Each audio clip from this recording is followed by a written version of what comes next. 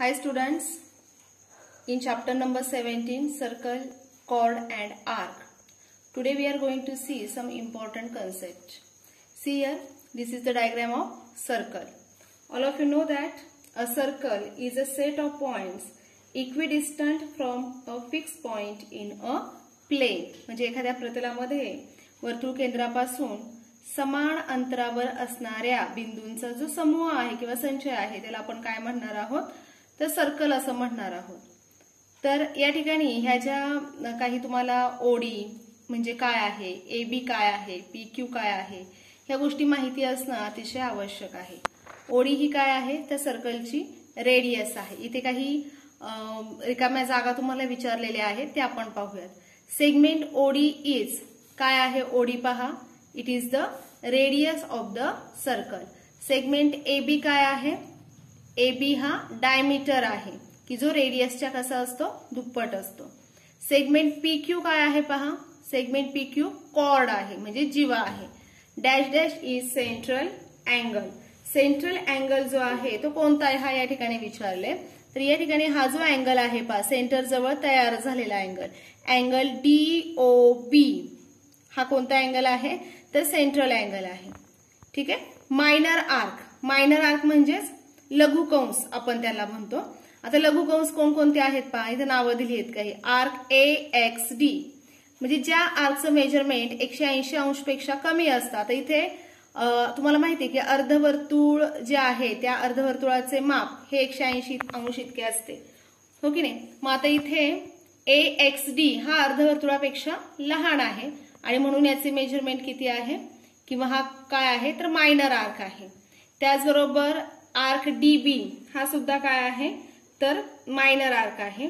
Arc AP पहा हा minor arc आहे. त्याचबरोबर आर्क PQ आहे, आर्क BQ आहे, ठीक आहे, किंवा आर्क PQB हा सुद्धा काय आहे मायनर आर्क आहे. मग मेजर आर्क म्हणजे काय तर याला आपण विशाल कंस असे म्हणतो. मेजर आर्क मध्ये आर्क PAB पहा, आर्क PAB म्हणजे इथून जर तुम्ही सुरुवात केली तर असा हा राऊंड कुठपर्यंत येणार आहे B पर्यंत. म्हणजे P पासून सुरुवात करणार आणि कुठे येणार आहात PAB हा मेजर आर्क झाला.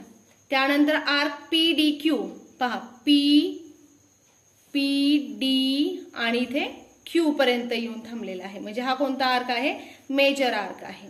अजून आपल्याला काय सांगता येईल पहा, आर्क PDA पहा मेजर आर्क काय सांगता येईल, आर्क PDQ,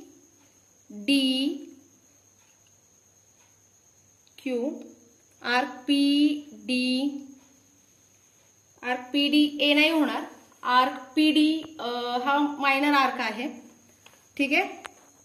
आता इथे पहा semi circular arc. Semi circular arc म्हणजे काय तर अर्धवर्तुळ कंस आपण त्याला म्हणू शकतो. मग इथे आर्क ADB हा अर्धवर्तुळ कंस आहे. त्यानंतर आर्क AQB हा काय आहे अर्धवर्तुळ कंस आहे. मेजर आर्क DB, तुम्हाला आता DBचं मेजरमेंट विचारले. आर्क DBचं मेजरमेंट किती असतं तर सेंट्रल अँगल इतके असते. म्हणजेच measure arc DB is equal to measure angle DOB हे लक्षात घ्या. म्हणजे सेंट्रल अँगलचं जेवढं मेजरमेंट आहे तेवढंच मेजरमेंट कुणाचं असतं त्याने आंतरलिखित केलेला जो कंस आहे त्याचं असतं. त्यानंतर मेजर आर्क DAB बरोबर, आता DAB पाहूयात, DAB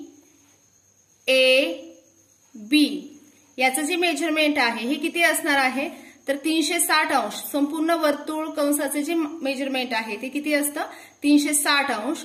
आता त्यापैकी DBचं मेजरमेंट आपल्याला माहिती आहे, कंस DBचं ते किती आहे अँगल DOB इतके आहे. तर तुम्हाला कंस किंवा आर्क DABचं मेजरमेंट विचारलेलं आहे ते किती असणार आहे 360 वजा मेजर अँगल काय असणार आहे DOB असणार आहे, मेजर अँगल DOB. ठीक आहे. अशा पद्धतीने आपल्याला हे पॉइंट्स जे आहेत की जे मागच्या तुमच्या अभ्यासक्रमावर आधारित असणारे हे पॉइंट्स आहेत की ज्यामध्ये आपण मेजर आर्क, मायनर आर्क म्हणजे काय, त्याचबरोबर सेंट्रल अँगल म्हणजे काय, सेमी सर्क्युलर आर्क म्हणजे काय ह्या कन्सेप्ट आपण अभ्यासलेल्या आहेत. आता आपण पुढे पाहणार आहोत ते म्हणजे properties of chord of a circle, म्हणजेच वर्तुळाच्या जिवेचे जे काही गुणधर्म आहेत ते आपण या ठिकाणी अभ्यासणार आहोत. पहा, इथे ओ केंद्र असलेले हे एक वर्तुळ आहे, एबी ही त्याची कॉर्ड आहे, ओ हा काय आहे वर्तुळाचा सेंटर आहे किंवा केंद्रबिंदू आहे आणि या ओ पासून एबी वर एक काय टाकलेला आहे तर परपेंडिक्युलर ड्रॉन केलेला आहे. परपेंडिक्युलर म्हणजेच काय लंब टाकलेला आहे आणि ज्या ठिकाणी तो लंब टाकलेला आहे तो जो पॉइंट आहे की जो कॉर्ड एबी वर आहे त्या पॉइंटला आपण पी हे नाव दिलेलं आहे. आता या संदर्भामध्ये एक प्रॉपर्टी आपण लक्षात ठेवणार आहोत ती म्हणजे the perpendicular drawn from the centre of a circle to its chord bisect the chord, म्हणजेच वर्तुळाच्या केंद्रातून जिवेवर टाकलेला लंब त्या जिवेस काय करतो दुभागतो. म्हणजे जर एबी 14 सेंटीमीटर असेल तर एपी हे अंतर किती असणार आहे 7 सेंटीमीटर असणार आणि पीबी किती असेल 7 सेंटीमीटर. म्हणजे पी हा काय होणार आहे ते या एबीचा मिड पॉइंट होणार आहे, मध्य बिंदू होणार आहे. समजले सर्वांना? गुणधर्म व्यवस्थित लक्षात ठेवायचा आहे. The perpendicular drawn from the centre of a circle to its chord bisect the chord, किंवा वर्तुळाच्या केंद्रातून जिवेवर टाकलेला लंब जिवेस दुभागतो. अशा पद्धतीने आपण हा गुणधर्म या ठिकाणी पाहिलेला आहे. दुसरा गुणधर्म आहे पहा, the segment joining the centre of a circle and mid point of its chord is perpendicular to the chord. याच्या उलट आहे. समजा तुम्ही कॉर्ड एबी काढलेली आहे, ओ केंद्र असलेले एक वर्तुळ आहे, कॉर्ड एबी आहे आणि ओ या केंद्रातून या ठिकाणी काय केले एबीचा जो मिड पॉइंट आहे पी, या पी बिंदूपासून आणि केंद्रबिंदू यांना जोडणारा एक रेषाखंड जो आहे तो आपण या ठिकाणी काढलेला आहे.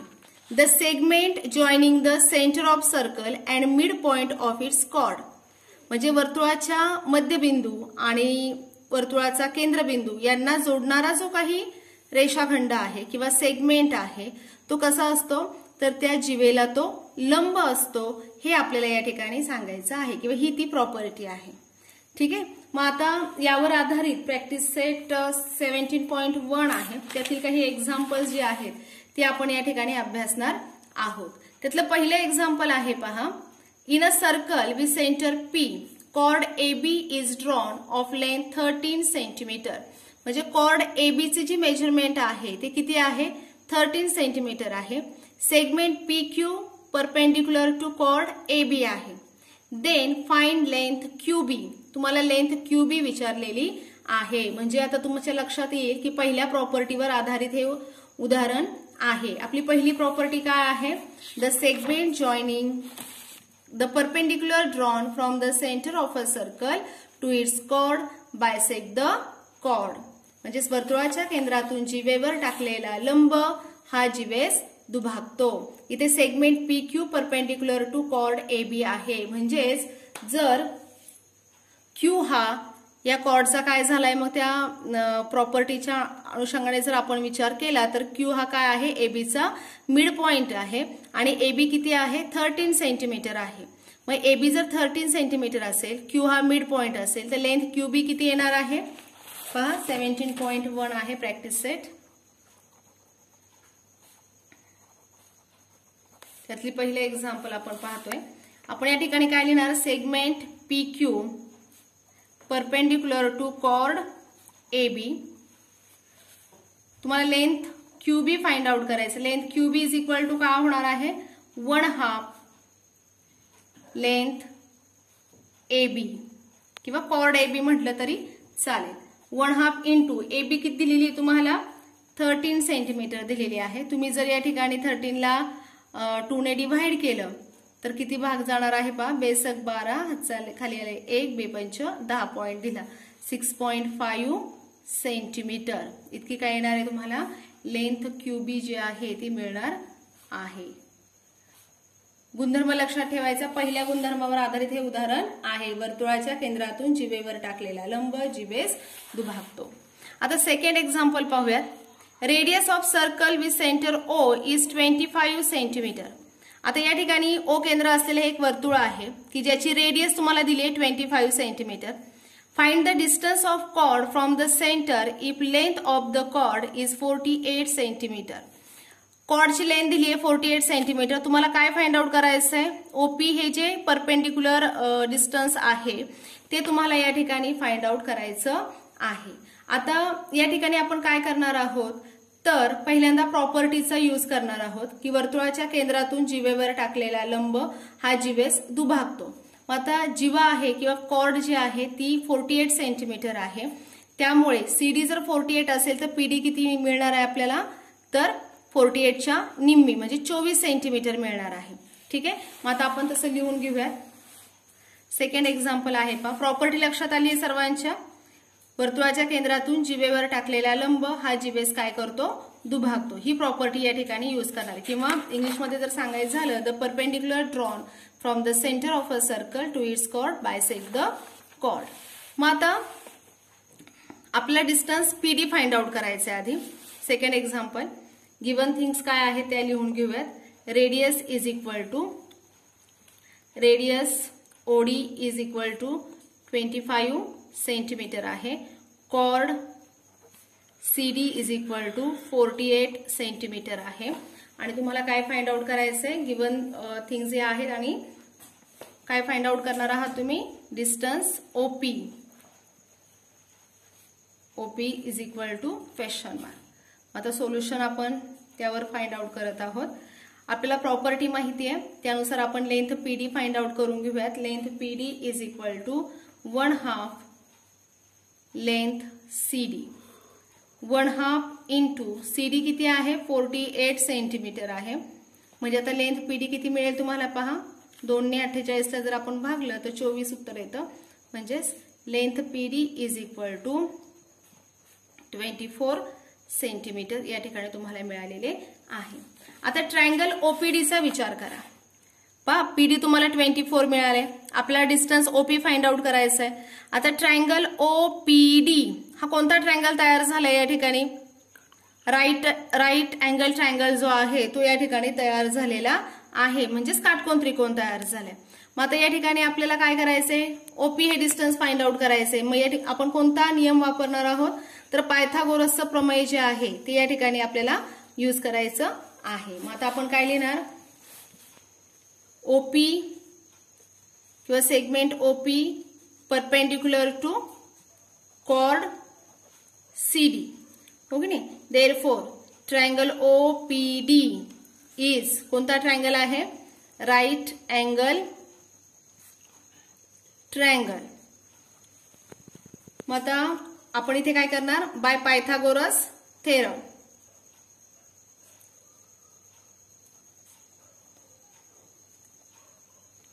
पायथागोरस थेरमनुसार हायपोटिनस स्क्वेअर म्हणजेच काय ओडीचा वर्ग लेंथ ओडी स्क्वेअर पाय इथे हा या ठिकाणी कर्ण आहे. कर्ण वर्ग बरोबर पाया वर्ग अधिक उंची वर्ग.